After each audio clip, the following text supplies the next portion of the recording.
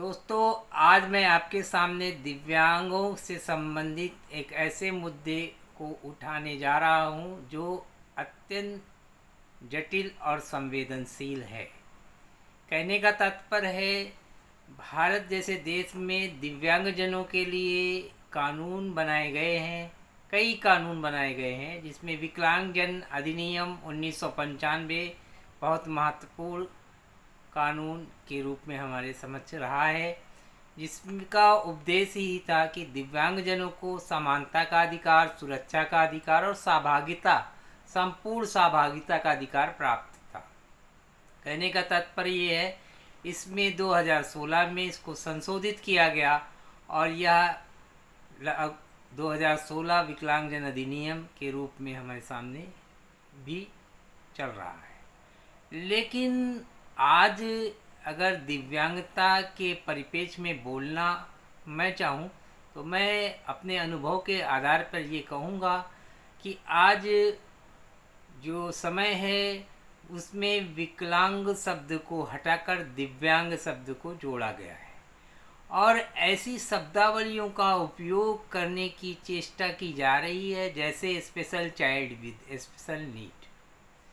कहने का तात्पर्य है कि ऐसे शब्दों का उल्लेख करने की बात कही गई है कि जिससे ऐसे दिव्यांगजनों को कोई आघात ना पहुंचे। कहने का तात्पर्य मेरा ये है कि आज मैं इस विषय को इसलिए उठा रहा हूँ कि आज से कुछ दिन पहले दिव्यांगजनों को लेकर हंसी मजाक जैसी कोई चीज़ें की जाती रही है, जो कि बड़ी शर्मनाक है, संवेदनशील मुद्दा है। इस पर इस तरह की टिप्पणी या इस तरह की चीज़ों को करना ठीक नहीं है, क्योंकि दिव्यांगजन भी हमारे राष्ट्र के मुख्य धारा के लोग हैं, इनको हम जोड़ने की कोशिश कर रहे हैं। अर्थात कहने का तात्पर्य यह है कि दिव्यांगजनों को भी वह सारे अधिकार प्राप्त हैं जो सभी नागरिक को प्राप्त होते हैं, चाहे वो शिक्षा का हो, चाहे वो सामाजिक सुरक्षा का हो।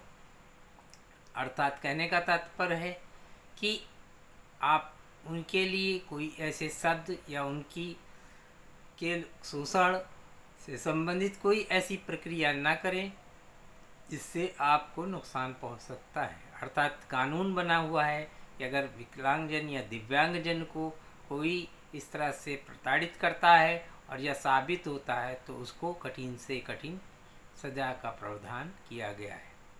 इस वीडियो को बनाने का मकसद भी मेरा ये है कि हमारे समाज में दिव्यांगजन को लेकर जो बैरियर है, एटीट्यूड है, उसमें चेंजेस आने चाहिए। कहने का तात्पर्य ये है कि दिव्यांगजन आज नहीं, सदियों से देखिए, अगर इतिहास के पन्नों में दर्ज हैं, वो दिव्यांगता के साथ ही ऐसे कार्य कर गए कि आज अमर हो गए, और वो ऐसे कार्य कर के चले गए कि शायद कोई साधारण व्यक्ति नहीं कर सकता। तो ऐसे दिव्यांगजन हमारे लिए आदर्श हैं। इन आदर्शों का नाम मैं अपने वीडियो में इसलिए ले रहा हूँ कि ये प्रेरणा का स्रोत है। ऐसे दिव्यांगजन जो हमारे समाज में हैं, अगर उनको ऐसे उदाहरण दिए जाएं तो वह भी प्रेरणा पाकर अच्छे से अच्छे कार्य को करने में सक्षम रहेंगे। इसलिए समाज के अंदर, समाज के लोगों को जागरूक होने की ज़रूरत है, उनके पुनर्वास में सहयोग देने की ज़रूरत है, उन पर दया की ज़रूरत नहीं है, उनके अधिकार को देने की ज़रूरत है। दया से काम नहीं बनेगा, उनका अधिकार दीजिए, उनको भी वही समानता का अधिकार दीजिए जो हमको आपको प्राप्त है। कहने का तात्पर्य है, और इस वीडियो को बनाने का मकसद है कि समाज में इनके प्रति एक संवेदनशील मुद्दे के रूप में इसको समझें और इनके प्रति सम्मान की भावना रखें। कहने का तात्पर्य है कि यह कोई हंसी मजाक का विषय नहीं है।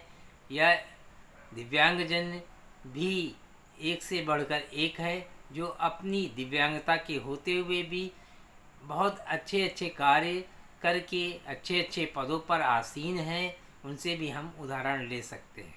किसी भी प्रतियोगिता परीक्षा में, किसी भी खेल में, किसी भी कला में, कहीं पर भी आप देखें, चाहे वो कोई भी चीज़ हो, चाहे स्विमिंग हो, क्रिकेट हो, संगीत हो, टीचिंग की जो पद है उस पर कार्य करने वाले लोग भी आपको ऐसे स्पेशल लोग मिल जाएंगे जो कार्य कर रहे हैं।